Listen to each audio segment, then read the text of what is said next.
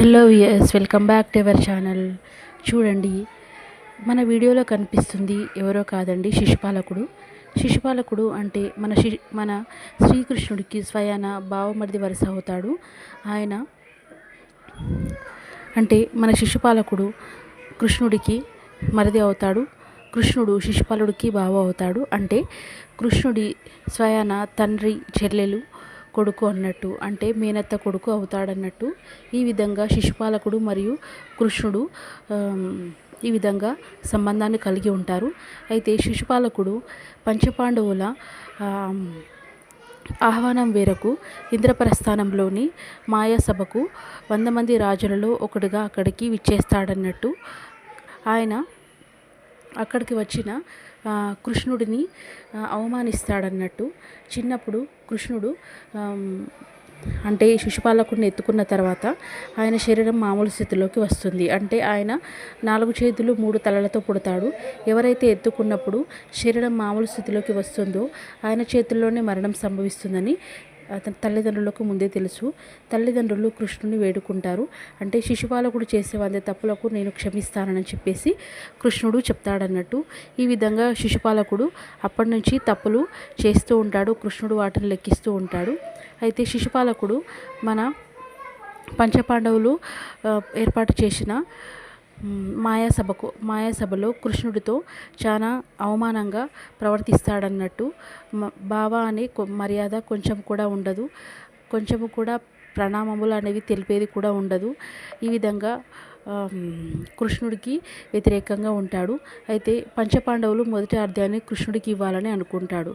అయితే మన భీష్ముడు మొదటి అర్ధానికి తీసుకోవడానికి నేను నిరాకరించాను. కృష్ణుడికి మొదటి అర్ధాన్ని ఇవ్వడంలో నాకు ఎలాంటి అయిష్టత కానీ లేదు. నేను మొదటి అర్ధాన్ని కృష్ణుడు ఇవ్వడానికి నేను స్వయాన నేను మనసారా ఒప్పుకుంటున్నానని చెప్పేసి మన భీష్ముడు చెప్తాడన్నట్టు. అయితే భీష్ముడిని కూడా శిశుపాలకుడు అవమానిస్తాడన్నట్టు. అంటే ఏ విధంగా అంటే, భీష్మ, నువ్వు ఆనాడు నీ ముగ్గురు తమ్ముళ్ళ కోసము, అంటే పుత్రుల కోసము కన్యలను దొంగిలించావు. నువ్వు ఆ రోజు మన శిఖండిని పెళ్లి చేసుకోలేదు. అంటే ఆ రోజు అమ్మని పెళ్లి చేసుకోలేదు. ఈ విధంగా నువ్వు ఒక నపుంసకుడివి. అందుకే నువ్వు మొదటి అర్ధాన్ని తీసుకోవడానికి వెనుకంజ వేస్తున్నావు. కృష్ణుడికి నువ్వు స్వస్తి చెప్తున్నావు. అంటే కృష్ణుడికి నువ్వు అలా ఇవ్వడంలో సరే అని అంటున్నావు. కృష్ణుడు ఒక మంచి వ్యక్తి కాదు. ఆయన ఒక మాయల కోరి. ఆయన అందరినీ వంచనల ద్వారా తన వైపుకు తిప్పుకుంటూ ఉంటాడు. చిన్నప్పుడు కూడా అలానే నాకు చేశాడని అంటాడు. అప్పుడు వెంటనే మన అర్జునుడు, శిశుపాలక, నువ్వు వెంటనే ఈ సభ నుంచి వెళ్ళిపో అని చెప్తాడు. అయితే అర్జునుడిని కూడా శిశుపాలకుడు ఈ విధంగా అవమానిస్తాడు. చిన్నప్పుడు నువ్వు ఏకలవ్యుడి అంటే నువ్వు ధనుర్ధారివని గొప్ప అని అనుకుంటున్నావా? నువ్వు ఏకలవ్యుడు నీకంటే గొప్పవాడు. అయితే ఒక విద్యార్థి బొటనవేలు నీ వల్ల అలా అంటే ఒక విద్యార్థి ప్రతిభ అనేది నీ వల్ల మూసుకుపోయింది. అలాంటి వాడవు నువ్వు నీ వల్ల ఒక విద్యార్థి జీవితం నాశనం అయిపోయింది అని అర్జునుడిని నిందిస్తాడన్నట్టు. వెంటనే మన ధర్మరాజు అతని సభలో నుంచి, అంటే నీకు ఇలా ఇక్కడ ఉండడము, మేము ఇలా ఏకైక చక్రవర్తిగా ఉండడం నీకు ఇష్టం లేకపోతే నువ్వు వెంటనే సభలో నుంచి వెళ్ళిపో అని చెప్తాడన్నట్టు. అయితే ధర్మరాజును కూడా శిశుపాలకుడు అవమానిస్తాడు. నీ తండ్రి పాండురాజు గొప్ప వీరుడని అనుకుంటున్నావా? ఆయన ఋషి దంపతులను చంపాడు. ఆ పాపం మీకు చుట్టుకుంది. ఋషి దంపతులను చంపి పాపం మీకు ఉంది. మీ తండ్రి అలాంటి వాడు అని చెప్పేసి ధర్మరాజును కూడా అవమానిస్తాడన్నట్టు. వెంటనే భీముడు కూడా, నువ్వు వెంటనే ఇక్కడి నుంచి వెళ్ళకపోతే నా చేతులలో మరణిస్తావు, నీకు దండన విధిస్తానని చెప్తాడన్నట్టు. అయితే అప్పుడు వెంటనే శిశుపాలకుడు మళ్ళీ భీముడిని కూడా ఈ విధంగా అవమానిస్తున్నాడు. చూస్తున్నారా రాజులారా, ఈయన భీముడు మన జలాసంధుడిని యుద్ధం చేసి గెలుచుకున్నాడు అనుకున్నారా? లేదు, వంచన ద్వారా గెలుచుకున్నారు. అంటే ఒక బ్రాహ్మణ రూపంలో అక్కడికి వెళ్ళి జలాసంధుడిని ఈ భీముడు వంచన ద్వారా ఆయనని చంపేశాడన్నట్టు. వీళ్ళది మొత్తం వంచనతో కూడుకున్న కుటుంబం. ఆ కృష్ణుడు కూడా ఒక మాయదారి కృష్ణుడు ఉన్నాడు. అందరినీ వంచన చేస్తూ ఉంటాడు. చిన్నప్పుడు కూడా అలానే నాకున్న బలాన్ని, అంటే 4 చేతులను 3 కన్నులను ఆ విధంగానే దోచేశాడు అని చెప్పేసి, నా బలాన్ని ఈయననే తీసుకున్నాడు.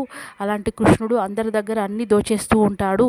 మాయదారి కృష్ణుడు ఉన్నాడు అని చెప్పేసి అందరినీ అవమానిస్తూ మాట్లాడతాడన్నట్టు. అంటే కృష్ణుడు మాత్రం చాలా టార్గెట్ చేస్తాడన్నట్టు. అంటే ఈ కృష్ణుడు రాధకు పెళ్ళయిందని తెలిసి కూడా రాధను తన వైపు తిప్పుకున్నాడు. అలాగే 16,000 మందిని పెళ్లి చేసుకొని తన వద్ద పెట్టుకున్నాడు. ఈయనకి ఇంతమంది స్త్రీలు ఎందుకు అని చెప్పేసి చాలా నీచంగా తప్పుడు మాటలు, తప్పుడు కూతలు కూస్తాడన్నట్టు శిశుపాలకుడు. వెంటనే కృష్ణుడు, శిశుపాలక, నీకు ఒక మాట గుర్తుంది కదా, నేను నీకు 100 తప్పులు చేసే వరకు మాత్రమే నిన్ను క్షమిస్తానని, అంతకు మించి ఒక్క తప్పు నువ్వు చేసినా కూడా నిన్ను క్షమించను అని చెప్పేసి కృష్ణుడు అంటాడన్నట్టు. అవును, నువ్వు అందరి శక్తులను అపహరిస్తావు, అందరి రాక్షసులను నువ్వే చంపేస్తావు, నీ దగ్గర అన్ని శక్తులు ఉన్నాయి, అన్నీ నువ్వు ఒక గొల్లవాడివి, నీకు అందరి శక్తులను అపహరించుకునే శక్తి బాగా ఉంటుంది. నువ్వు ఈ పంచపాండవుల వైపు నువ్వు ఎందుకు ఈ విధంగా నువ్వు ఏకైక రాజుకు ధర్మాన్ని బోధించేవాడిగా నీకు ఎందుకు నువ్వు ప్రకటితం చేసుకుంటున్నావు? ఆ అర్హత నీకుందా? అసలు నీకు ధర్మము తెలియదు, నువ్వు ఒక నయవంచకుడివి, మాయదారి కృష్ణుడివి, అందరినీ మోసం చేస్తావు, నీకు ఏకైక చక్రవర్తికి ధర్మాన్ని బోధించే శక్తి లేదు, మొదటి అధ్యాయాన్ని తీసుకునే అర్హత నీకు లేదని చెప్పేసి చాలా చెడ్డగా మాట్లాడతాడు. పంచపాండవులు కూడా వాళ్ళకి నిన్ను ఏ విధంగా అర్ధ్యాన్ని ఇస్తారు, వాళ్ళందరూ కూడా నపుంసకులు అని చెప్పేసి మాట్లాడతాడన్నట్టు. అంటే పంచపాండవులని నపుంసకులుగా ఈయన చిత్రీకరిస్తాడు. అయితే వెంటనే వాళ్ళందరూ కూడా నువ్వు ఇక్కడి నుంచి వెళ్ళిపోకపోతే నీకు వెంటనే మరణదండన విధిస్తామని చెప్పేసి అంటాడన్నట్టు. ఇంకా చివరగా ఆయన చాలా చెడ్డ మాటలు మాట్లాడతాడన్నట్టు.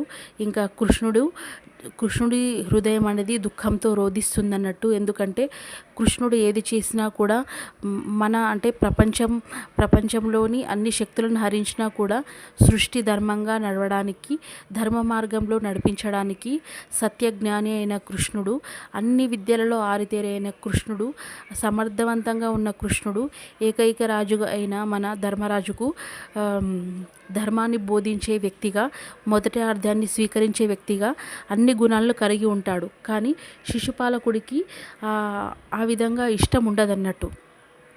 ఎందుకంటే తన శక్తులను అపహరించారు కాబట్టి. శిశుపాలకుడికి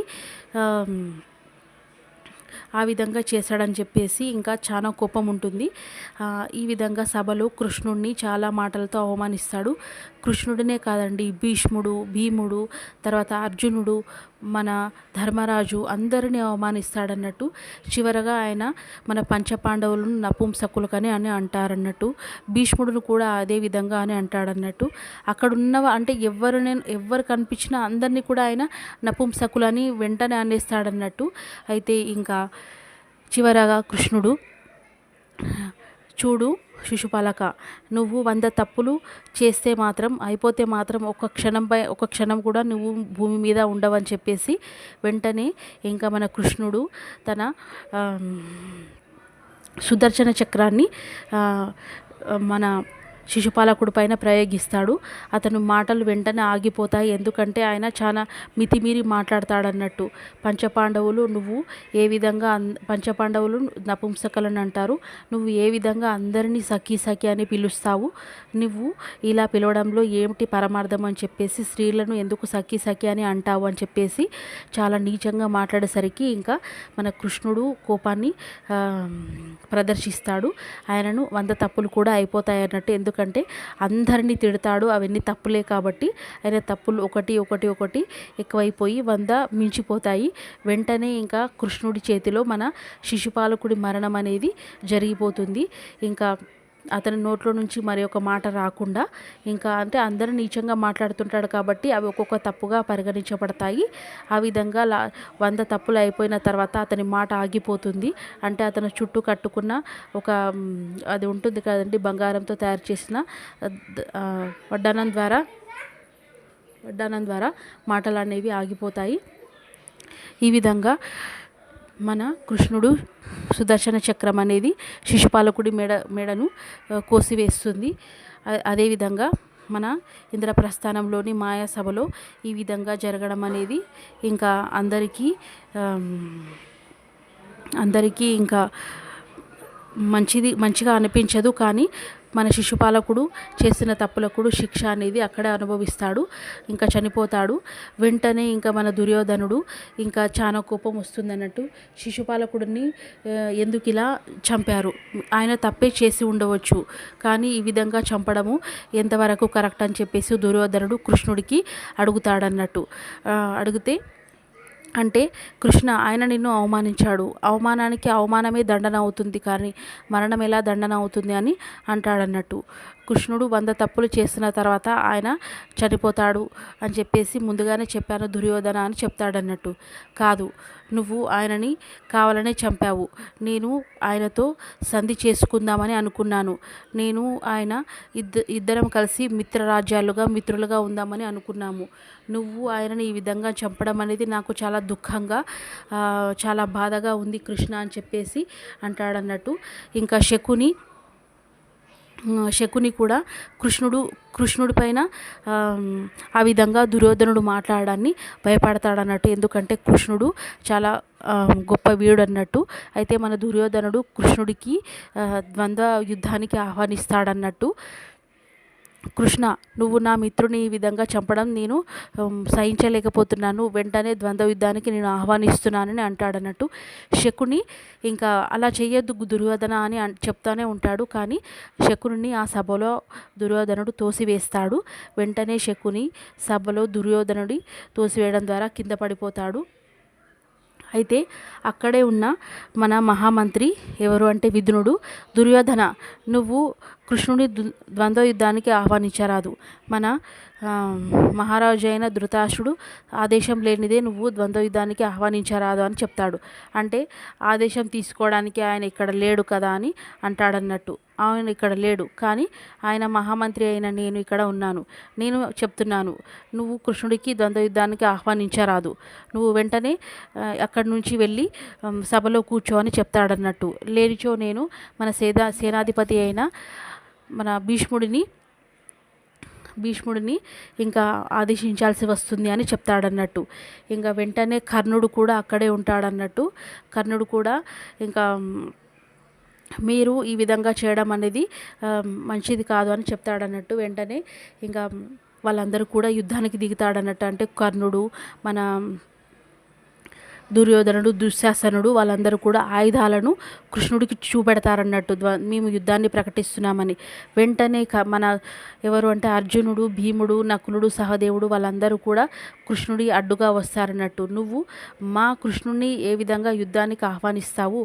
మేము మా కృష్ణుని ఒక మాట అన్నా కూడా మేము ఒప్పుకోము, నీకు ఖచ్చితంగా దండన విధిస్తామని చెప్పేసి పాండవులందరూ వచ్చి కృష్ణుడికి అడ్డుగా, అంటే కృష్ణుడికి ముందుగా నిలబడతారు. కృష్ణుడిని ఆ విధంగా వాళ్ళు దుర్యోధనుడు ఆ విధంగా అనడము వాళ్ళు అడ్డగిస్తారన్నట్టు. అవమానానికి అవమానమే ఉండాలి, కానీ దండన ఉండొద్దని చెప్పేసి మన దుర్యోధనుడు ఈ విధంగా ఆయనని మరణం జరిగింది కాబట్టి నేను ఈ విధంగా రోధిస్తున్నాను, యుద్ధానికి ఆహ్వానించాను, నేను నా అంటే ఆయుధాలను తీస్తాడన్నట్టు బయటకి. అయితే పంచపాండవులు, ఈ సభలో నుంచి మీరు వెంటనే వెళ్ళిపోండి, ఆయుధాలను ఇక్కడ తీయొద్దు అని చెప్పేసి పాండవులు ఆదేశిస్తారు. అయితే కర్ణుడు కూడా అక్కడికి వస్తాడన్నట్టు. వచ్చి ఇంకా కర్ణుడు కూడా కోపం వస్తుందన్నట్టు. అయితే వాళ్ళు చేసింది తప్పు అని అంటారన్నట్టు. కానీ కృష్ణుడు ఇంకా అక్కడ మౌనంగా ఉంటాడు. పంచపాండవులు కూడా కృష్ణుడికి అండగా నిలుస్తారు. అయితే వెంటనే సభలో నుంచి వెళ్ళిపోమంటారు. అయితే ఈ విధంగా జరుగుతుండగా ఇంకా మన కృష్ణుడు వీళ్ళు ఇలా మన సభలో ఆయుధాలను చూపించారు కాబట్టి వీళ్ళకు వెంటనే దండన లభించాలని చెప్తాడు. అయితే మన ధర్మరాజు మాత్రం నేను దుర్యోధనునికి ఏ విధమైన దండన విధించను, ఆయనను క్షమిస్తానని చెప్తాడు. లేదు లేదు ధర్మరాజా, తప్పు చేసిన వారికి దండన ఖచ్చితంగా విధించాలని చెప్తాడు. అయితే వెంటనే మన ద్రౌపది అక్కడికి వచ్చి, వీళ్ళు మన సభలో ఆయుధాలను చేపట్టారు కాబట్టి వాళ్ళ దగ్గర నుంచి ఆయుధాలను తీసుకోండి, ఆ ఆయుధాలను మనము భద్రంగా హస్తినాపురికి పంపిద్దామని చెప్తుందన్నట్టు. వెంటనే వీళ్ళందరికీ కూడా కోపం వస్తుందన్నట్టు. కర్ణుడు మొదటగా అంటాడు, ఒక యోధుడికి తన ఆయుధమే గొప్ప ఆశ్రంగా వాడుకుంటారు. మీరు మా దగ్గర నుంచి ఇలా మా ఆయుధాలను తీసుకోవడం అనేది మాకు చాలా అవమానకరము.